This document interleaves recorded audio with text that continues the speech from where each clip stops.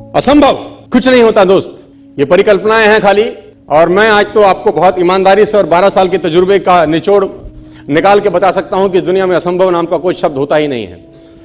इंसान कभी भी चंद्रमा पर नहीं पहुंच सकता, पृथ्वी विज्ञान की अधिकतम सीमा है। डॉक्टर ली दी फॉरेस्ट मशहूर वैज्ञानिक हुए, बहुत बड़े साइंटिस्ट हुए, एक स्टेटमेंट इन्होंने पास किया 1955 के अंदर, 1955 he passed a statement कि इंसान कभी भी चंद्रमा पर नहीं पहुंच पाएगा। It is impossible for a human being to cross Indian globe, earth globe, और पृथ्वी विज्ञान की अधिकतम सीमा है। लेकिन किसी बहरे ने इस बात सुना नहीं और पहुंच गया एक आदमी अपना बस्ता उठा के, जिसका नाम था in 1969। और उसके बाद तो स्पेस जर्नी ऐसी हो गई जैसे आप और मैं अभी पतिया और बैंकॉक चले जाते हैं। लॉर्ड केल्विन बहुत बड़े साइंटिस्ट हुए, उनका स्टेटमेंट आया कि सिर्फ पक्षी उड़ान भर सकते हैं, हवा से भारी मशीन का उड़ान भरना असंभव है। इट इज इम्पॉसिबल कि हवा से कुछ भी भारा हो और वो उड़ सके, क्योंकि ग्रेविटी उसको गिरा देगा। लेकिन तमाचा मारा इन लोगों ने, तमाचा मारा और लिख के दिया कि हमने साइकिल के स्पेयर पार्ट से इंसानों को पक्षी बना दिया, साइकिल के स्पेयर पार्ट से इंसानों को पक्षी बना दिया। 16 साल लगे राइट ब्रदर्स को जहाज का निर्माण करने में, लेकिन इन लोगों ने उसकी बात नहीं सुनी कि जो कहते थे कि वायु का सिद्धांत तुम्हारे विपरीत है। यह बात भंवरे को कही जाती थी कि भंवरा वायु के सिद्धांत के कारण कभी जीवन मोड़ नहीं सकता, क्योंकि उसके पंख उसके शरीर से हल्के रहते हैं। लेकिन भंवरा साला किसी स्कूल में गया नहीं आज तक। माई doctor told me I will never walk again.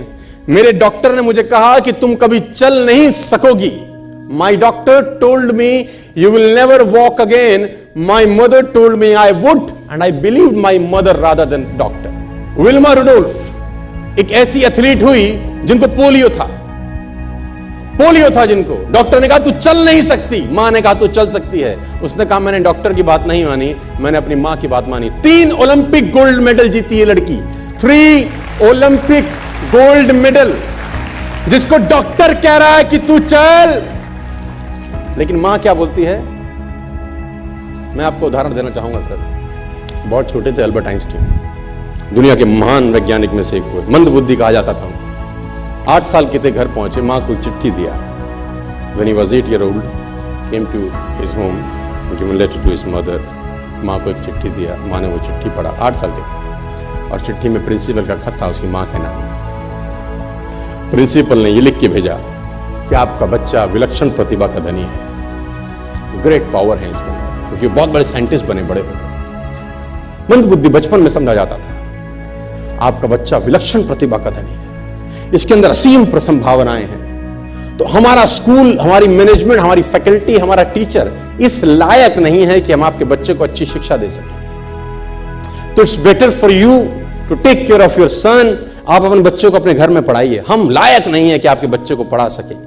और उसकी मां ने पढ़ते पढ़ते आंखों में आंसू ले आई और उसने बच्चे को कहा कल से तू स्कूल नहीं जाएगा, मैं तेरी परवरिश घर पे करूंगी, क्योंकि तेरा टीचर तुझे इस लायक नहीं समझता। मतलब वो अपने आप को इस लायक नहीं समझते। बच्चा खुश हुआ, मोटिवेट हो गया और लग गया। उसकी मां का निधन हो गया, वो अल्बर्ट आइंस्टीन बहुत बड़े साइंटिस्ट हो गए। अल्बर्ट आइंस्टीन जब बहुत बड़े साइंटिस्ट हुए तो मकान शिफ्ट कर रहे थे अपना, और जीवन का सच्ची घटना वो अपनी ऑटोबायोग्राफी में लिखते हैं कि जब मैं मकान शिफ्ट कर रहा था तो एक ड्रॉस के अंदर मुझे एक व्हाइट कलर का पेपर फोल्डेड अवस्था में मिला।